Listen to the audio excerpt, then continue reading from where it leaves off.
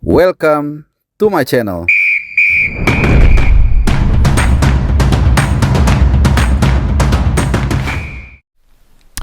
Ya teman-teman semua, kali ini di konten ini gua nggak akan terlalu lama videonya, mungkin sekitar 7 menitan. Gua akan update, akan menginformasikan kalian terkait dengan regulasi dari PT LIB yang baru saja dikeluarkan, regulasi terbaru.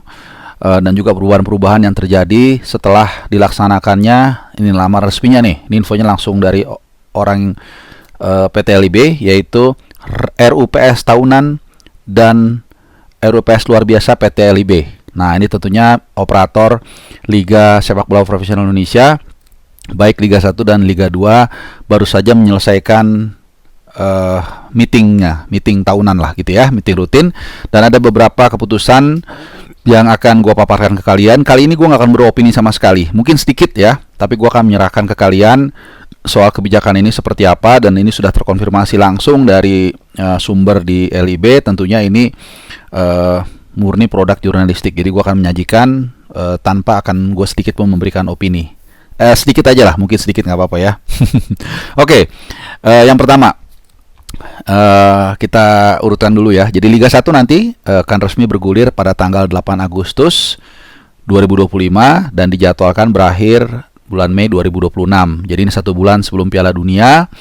Walaupun dalam pengalaman kita ya, kadang-kadang itu bisa aja berubah karena banyak faktor-faktor ya. Kadang-kadang ada misalnya faktor politik, misalnya kadang-kadang jadi mundur atau macam-macam lah gitu. Tapi kita berharap periode liga kali ini berjalan mulus dan bisa sesuai jadwal. Itu yang pertama ya. Kemudian partai pembukanya nanti akan dijalani oleh wakil dari Surabaya menghadapi wakil dari Yogyakarta. Surabaya lawan Yogyakarta, Persebaya Surabaya lawan PSIM Yogyakarta. Tim peringkat 4 dan juga tim promosi yaitu PSIM Yogyakarta, dan PSIM Yogyakarta ini adalah tim yang syarat akan sejarah, salah satu juga pendiri PSSI sejak era zaman Hindia Belanda. Jadi ini pertandingan yang kita harapkan berjalan menarik dan juga akan mewarnai pembukaan Liga Indonesia di musim yang akan datang 2025-2026. Dan tentunya namanya nanti bukan lagi BRI Liga 1, poin nomor 2, jadi akan berubah menjadi rebranding menjadi BRI Super League gitu. Jadi ini nggak ada kaitannya dengan sponsor kayaknya ya kalau kita lihat gitu, tapi lebih kepada untuk ya rebranding aja untuk marketing ya. Jadi BRI Super League. Sementara Liga 2 jadi Liga 2 Pegadaian Championship. Nah, ini kayaknya niru-niru dengan Inggris ya, karena di Inggris juga kasta keduanya juga namanya Championship Division ya, atau EFL, English Football League ya, itu seperti itu. Kemudian PT LIB sendiri nanti akan berubah menjadi I-League. Huruf I strip League, I-League. Jadi ini sempat gue tanya juga apa ada makna di balik perubahan ini, ada substansinya, ternyata nggak ada. Ini juga sama untuk rebranding. Jadi yang tadinya orang menyebutnya LIB menjadi I-League, tapi nama PT-nya tetap sama teman-teman. Jadi tetap PT LIB, tapi nanti sebutannya untuk hari-hari itu bukan LIB tapi I-League. Ini sekali lagi untuk marketing atau rebranding. Kemudian yang berikutnya Liga 2. Nah, ini mungkin yang agak simpang siur soal Liga 2 ini. Nanti akan memiliki entitas korporasi sendiri dengan presentasi kepemilikan saham 52% itu LIB, 48% itu klub Liga 2. Nah, ini yang mungkin orang banyak berpikir ini akan dilakukan dalam waktu dekat atau next season, dan jawabannya ternyata tidak.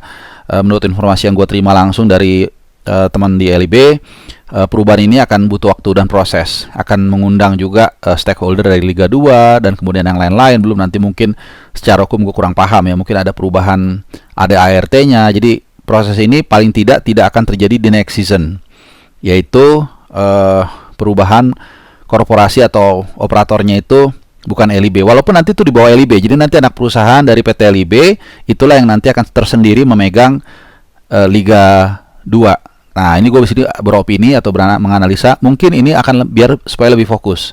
Jadi satu operator menangani Liga 1, atau gue mesti biasa ini nyebutnya ya, BRI Super League, itu yang nangani ntar I-League, yang tadinya adalah PT LIB yang kita biasa sebut PT LIB. Kemudian nanti Liga 2 ada sendiri operatornya gitu. Itu di bawah tapi tetap di bawah PT LIB, dan itu nanti tidak diimplementasikan dalam waktu dekat. Jadi mungkin paling cepat season berikutnya, season yang nanti lagi baru, ataupun bahkan yang berikutnya lagi. Jadi tergantung prosesnya secepat apa. Nah, kemudian ini yang paling penting ya, soal regulasi pemain asing dan juga pemain muda. Ini kan yang menjadi perdebatan ya, atau diskusi, karena kaitannya nanti dengan jaminan atau kesempatan pemain lokal untuk bisa manggung, dan kemudian tentunya untuk sumbangsi atau supply pemain ke tim nasional kita, terutama tim nasional senior. Jadi memang sudah confirm pemain asing nanti yang boleh dikontrak oleh klub, dikontrak ya. Jadi setiap klub itu boleh mengkontrak sampai dengan 11 pemain asing. Sekali lagi, gue tidak beropini kali ini untuk menghargai juga narasumber gue, tapi kalian nanti yang beropini, setuju atau nggak setuju dan alasannya apa. Jadi 11 itu boleh didaftarkan, tapi yang boleh masuk DSP itu 8, dan 8-8-nya pun boleh starter gitu. Jadi seperti itu, gue ulang ya, boleh mengontrak 11 pemain, tapi di setiap pertandingan itu yang boleh didaftarkan atau masuk DSP itu 8, dan 8-8-nya pun terserah. Mau 4 starter 4 cadangan, mau 7 starter 1 cadangan, mau 8-8-nya starter, itu boleh. Nah, itu sekali lagi berkali-kali gue mengatakan gue nggak akan beropini kali ini, tapi itu faktanya. Dan last but not least, diharuskan, wajib, ini poin terakhir.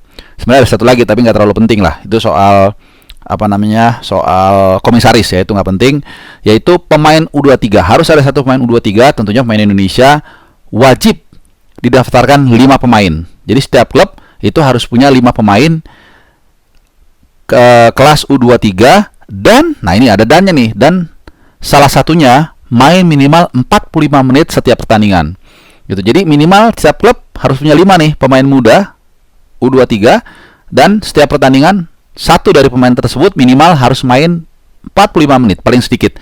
Nah, itu regulasi terbaru yang yang dicetuskan oleh PT LIB menyusul RUPS tahunan dan juga RUPS luar biasa dari PT LIB sebagai operator sepak bola, kompetisi sepak bola profesional Indonesia, baik Liga 1 dan Liga 2. Tentunya seperti yang gue bilang tadi, ini hanya update berita karena tadinya gue udah mau tidur, tapi karena ini berita yang cukup seksi dan menarik, gue hadirkan ke kalian.